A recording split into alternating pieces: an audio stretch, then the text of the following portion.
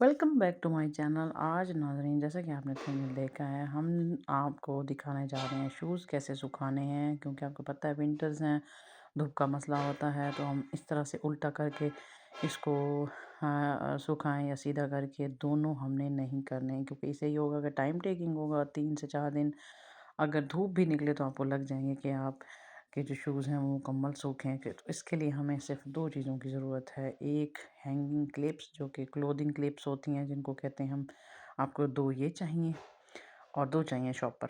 मेरे पास same colour के नहीं थे तो आप इसी से गुजारा कर लें। मैंने दो शॉपर इस तरह से हैंग करके उसमें शूज़ जो हैं आपने इस तरह से हैंग करने हैं और आगे पीछे से फंसा देने हैं ताकि अच्छी तरह पानी निकल सके।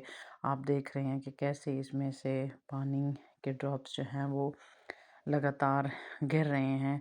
इससे हमारे शूज़ जो हैं वो बहुत जल्दी सूख जाएंगे।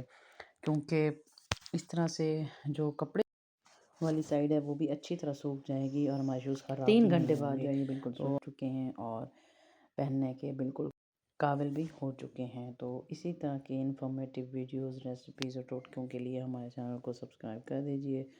तो हमें याद रखिए, अपना बहुत सारा ख्याल रखिए। अल्लाह हाफिज़।